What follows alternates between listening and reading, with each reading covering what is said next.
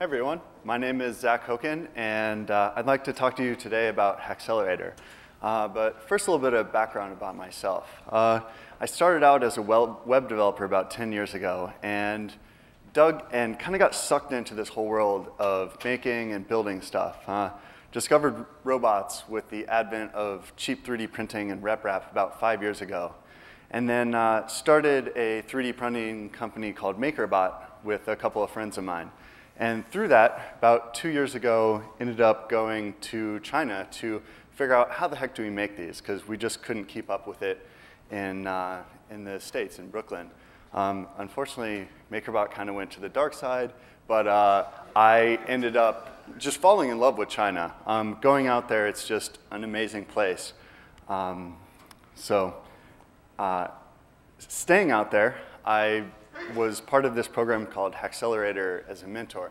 And it's a hardware startup incubator. We take 10 companies in. We show them through the whole process of like, how do you prototype? How do you find a factory? How do you get going? And basically take your product from idea to something you can launch and then turn into a business. And so this year I joined as the director of the program and have helped our 10 companies launch. We just launched on Monday, and almost all of them will be at Maker Faire. There's only one that's not quite family friendly, so we didn't bring them.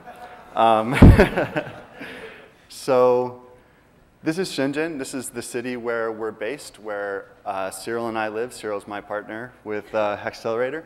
And Shenzhen is a city of about 8 million people. It's kind of small by Chinese standards, but it's known as the factory of the world because so much of the stuff that we use day to day is manufactured and built here. And so one of the reasons I love this city is because it's like a cornucopia of making. So in the States, and I built stuff in the US for a while, we have all these resources like Mauser and Tech Shop and all of that stuff. Like Shenzhen is like living inside of that place, right? So it's as if Mauser just opened up their warehouse doors and you can go in, walk through the aisles and be like, oh, that looks cool. I had no idea how to search for that, but I want that, and you can do that in Shenzhen. So the goal of HAXLR8R, here's kind of like the crux of what we want to do. We want to take you from an idea. Maybe you're at like garage prototype stage, or maybe you're just still idea on paper, and we want to. Oh, here's another picture here. Okay, so this is Nomiku, and so we want.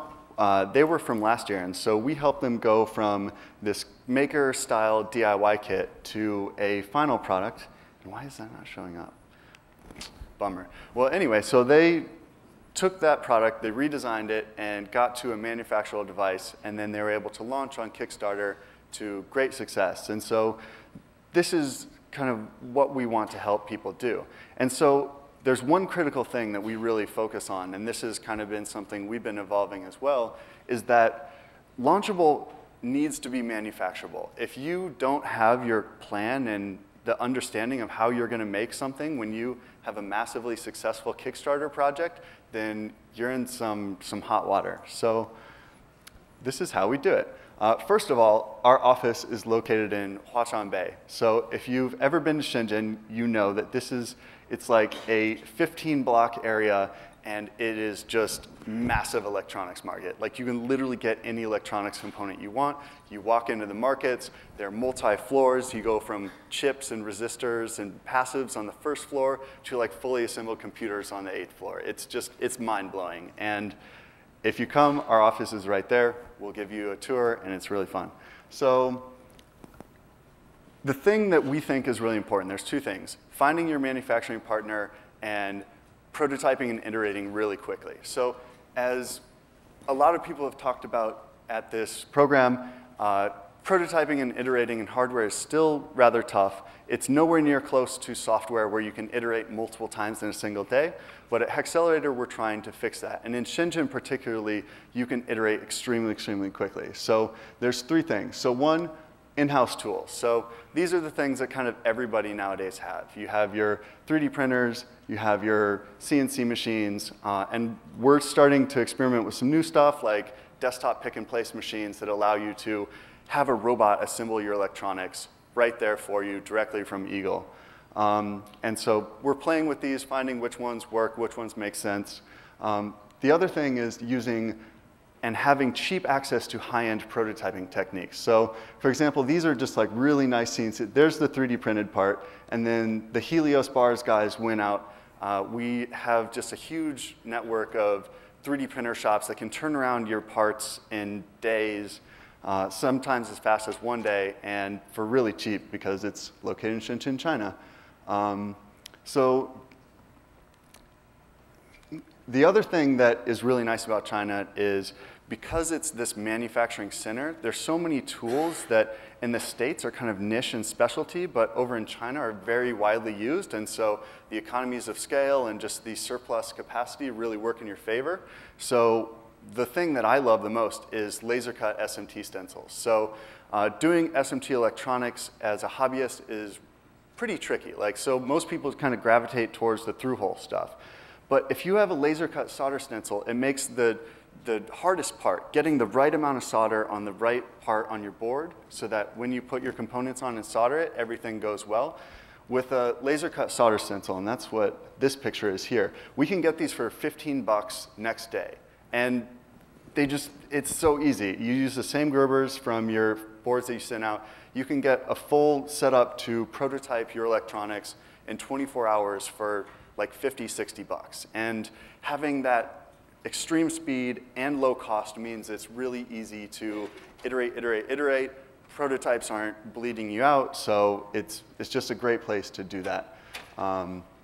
The other thing is, because you're in China, you can go find your manufacturer. You can meet with not only like a CM who would be the person like bringing it all together and building your final prototype, but you can go meet with the individual people who would be doing the processes. So you could go meet with a specialty manufacturer and ask the questions specific to the process you're going to do. So for example, we have a company, Helios Bars. They make smart handlebars for your bike. And so these guys had like all these ideas and all of, like, do we use carbon fiber? How do we shape it the right way to put our PCBs on the inside?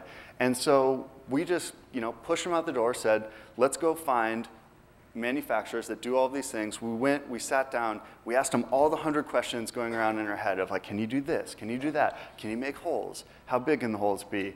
What's it cost for tooling? And kind of got this feeling, this sense of how the ecosystem all fits together. And so we call this interactive designing. Like, you should not be designing in your cave. Like, a lot of people, like Scott, are talking about DFM. Like, you can't do DFM if you don't have an M, the manufacturer. Because all of these processes are so different. Everybody's product has unique requirements. And really the only person that can give you that final answer is the person who's going to make it and manufacture it. And so it's extremely important to go find them early on in the process, before you've sold 1 million units, before you've promised people that, oh yeah, we can make this widget for 99 bucks and it'll be no problem. So like with HAXLR8R, we help you find that right away so you can avoid this tragedy of success, of promising something that you can't deliver. So, we believe that every product is different. Like, not every product works in a toy factory. We have people making lamps, so we went out and we found a lamp factory. We have people making bike handlebars, and is it going to show up? No, it's not. So we have people making bike handlebars. We went out and found a nice bike factory. We have people making Bluetooth vibrators. Guess what? We found a vibrator factory. And it's like by working with these experts, you kind of jump over this whole hurdle of, oh, how do we make it? I mean, imagine explaining to a toy factory, how are we going to make this bicycle? They don't know how to weld aluminum. They don't know how to hydroform aluminum tubing. And so you're able to harness this kind of innate built-in knowledge of how to do these processes from people who spend time doing it.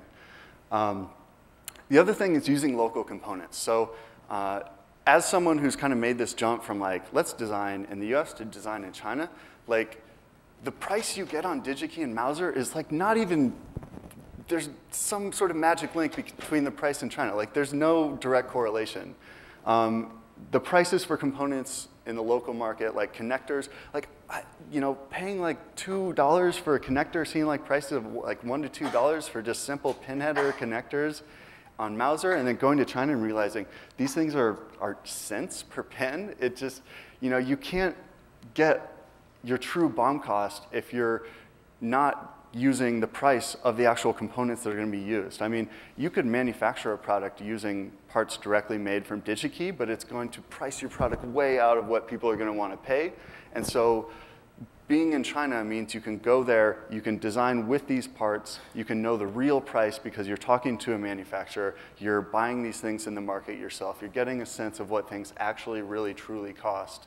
And the other thing is, if you design your product using all the really nice components from DigiKey and Mauser, like the top cream of all of these components, and then you switch to like the lower cost capacitors, you switch to the lower cost connectors, there's all sorts of weird little problems that are going to pop up because maybe the quality is a little bit lower, maybe the tolerance is not quite on, and if you're using the local components, it means that you're going to run into these problems sooner. And as we all know, the sooner you fail, the sooner you can find the problems, fix it, and get on with your life. So this is the first year. We've done 2 batches so far. This one we had 9 teams from all over the world. Mostly from the US, but we definitely get some Chinese and European teams as well. This was the team this year. We just launched. Everybody will be at Maker Faire. And we're accepting applications now for the 3rd batch, which we're doing 2 this year. We're going to start the next one in August. And yeah, if you have a sweet idea, come to HAXLR8R.com. You can apply, and we'll be choosing in the next month. 而且我们也会说中文，所以如果你有非常棒的创业，马上就跟我们联系，好吧？谢谢。